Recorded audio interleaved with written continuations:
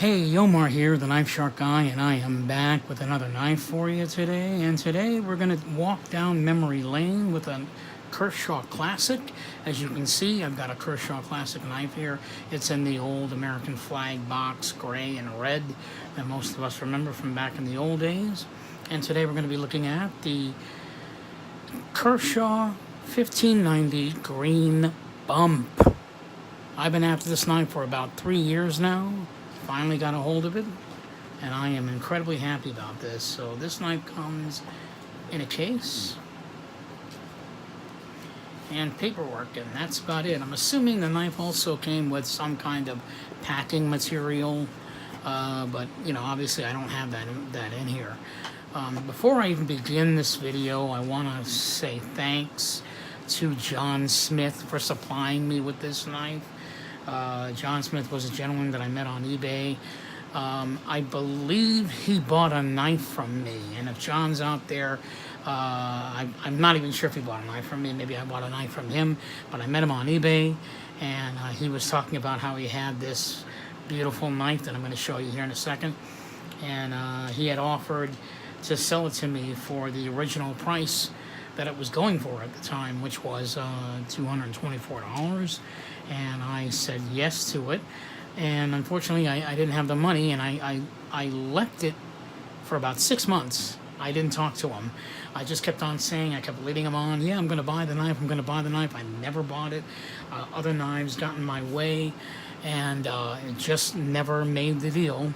And finally, just 3 days ago, I decided to go ahead and pull the trigger and pull this beautiful and get this beautiful baby, and we're going to go ahead and take a look at it right now.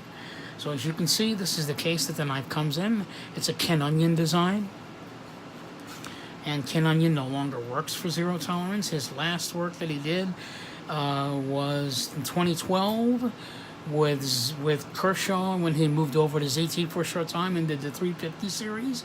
Many of you guys are familiar with that. So this is the knife. It is an absolute beauty. This is the Ken Onion Green Titanium Bump, model number 1590 GR for green. And this guy really is beautiful and green. It's an all titanium knife. It is a spring assisted piece. You have two ways to deploy the knife. You can use the flipper or the thumb stud. Okay, it's also a frame lock. Take a look at that, beautiful. The lockup on this baby is at about 50%. Centering on this knife is dead on. There's a reason for that. Look how close the green titanium scales are up against that blade. Most knives that they make, if they're a liner lock or even sometimes even a frame lock, there's a little bit of space between the scales and the blade. This one's pretty much done like a Chris Reeve Sebenza style. Let me show you. Here's my Chris Reeve Sebenza 21, the large one. As you can see, there's similarity there. The scales on both these knives are very close to the blade, but they do not rub up against the blade at all. But there's very similar designs in the frame lock design there. Very close to the blade, but not rubbing. So there you have that. So this knife was released right around 2003. Between 2003 and I believe 2007 is when this knife stopped running. I could be wrong with that, but these were a very limited run. This was a limited edition knife. As you can see, my knife is serial number 243. There's Ken Onion signature, USA. Serial. There's the Kershaw logo. And there's the model number of the knife.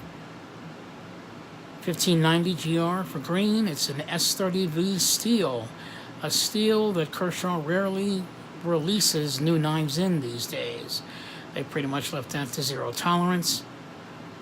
And Kershaw is now, main steel is now MOV 13, 8CR MOV 13, and I believe now it's like 8CR MOV 14, or I don't know, it might even be MOV 15, who knows, which is comparable to AUS 8, I believe.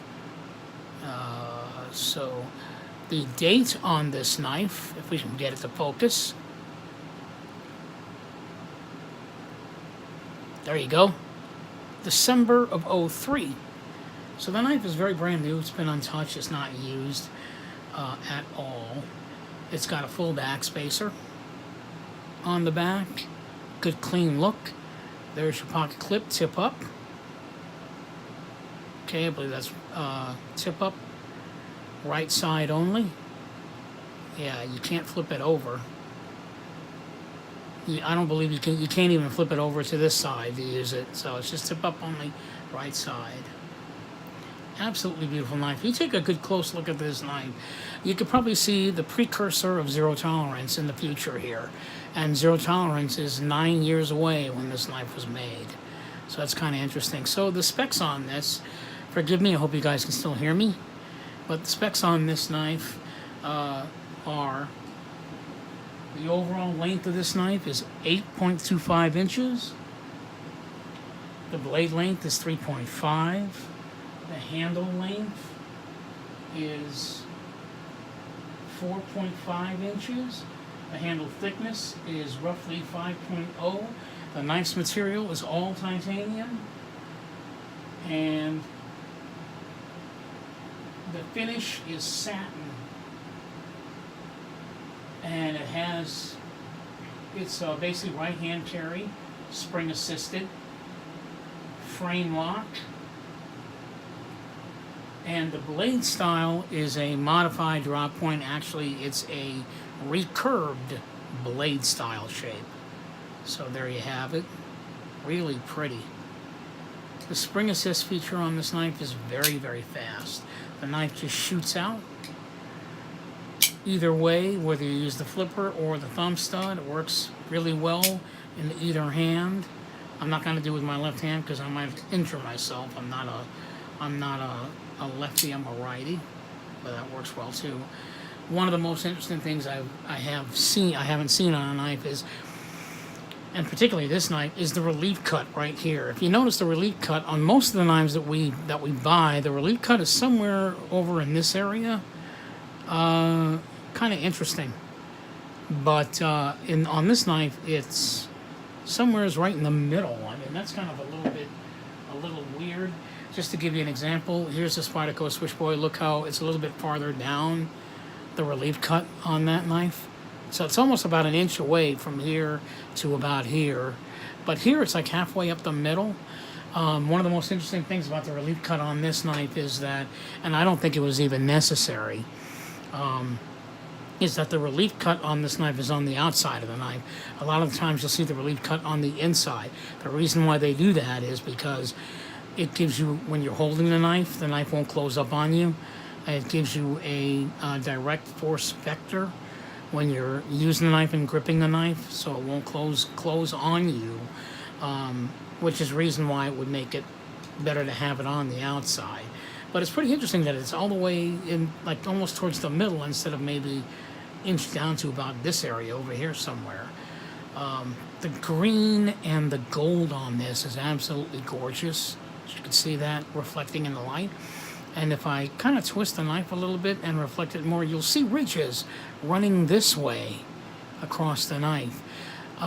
What's interesting about that is that we all know the knife was made by a machine. This is a production model knife. It's not a custom, it's a production knife. But somewhere along the way, you got to figure, how in the hell did they make these ridges on the knife using a machine? I mean, that's just crazy. It could be maybe that they made a mold of it. I don't know, but that is just stunning. Absolutely stunning. The knife is not light. It's fairly heavy. It's a heavy knife to carry in your pocket. Not too heavy, but it is heavy. Aesthetically, I think that the screws on it kind of throw me off. Maybe if the screws had been gold, that would have been more of a turn on, but because they're just regular screws in there, kind of aesthetically, it interrupts your eyes when you're looking at the knife, because the detailed work on the front and the back of this, on the green titanium, is just stunning. I've never seen Kershaw do anything like this. But at the same time, you have to kind of remember this is a limited run knife. They didn't produce very many of these. They did produce an even more rare model. There's actually, I shouldn't mention this, but there's actually one on eBay right now selling for $400, and I want it, but there's no way in the world I'm going to spend $400 at this point in time. And it's a blue one. I forgot to mention it will be blue and gold. Really very rare. Same style. Everything on is exactly the same. S30V blade steel. But Kershaw really made some beautiful knives back in those days. I mean, look at that. That is just fantastic. And that's why I decided to collect. Oops, almost dropped on my hand. That's why I decided to collect these Kershaw discontinued pieces, because the quality is so high up there. Simply because ZT didn't exist at the time. I mean, you know, and it came with, you know, they came with pouches like ZT does now. And, you know, the boxes were, you know, American flag. I like that. So the collectability on this, on all these Kershaw knives, were just an absolute must-have for anybody that collects knives. So anyway, let's go ahead and do some quick size comparisons. Here's the ZT 609. Right? Here's your large Chris Reeves Benza 21.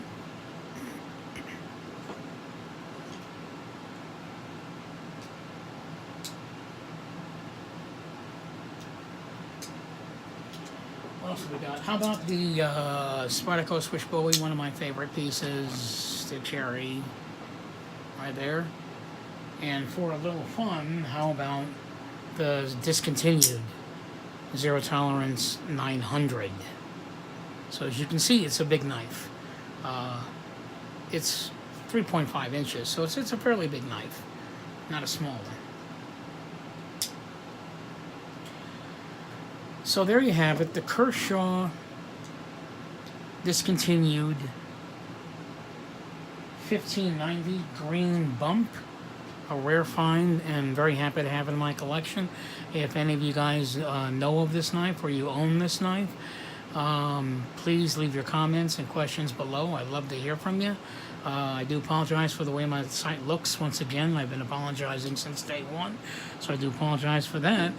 Reason being is that I just haven't had time to work on my channel, and I really need a lot of help in figuring out how to get graphics on here. So to close, I would just like to say, please leave your comments and questions below. If you like what you see, click like, subscribe. I want to thank everybody that has been supporting my channel so far. I do hope to move forward with this, bringing you more interesting knives, more discontinued pieces, because I'm going to have this collection continue to grow. I have been invited on Blade HQ to go over my collection one by one. I'm pretty sure that's going to happen probably sometime in the next year.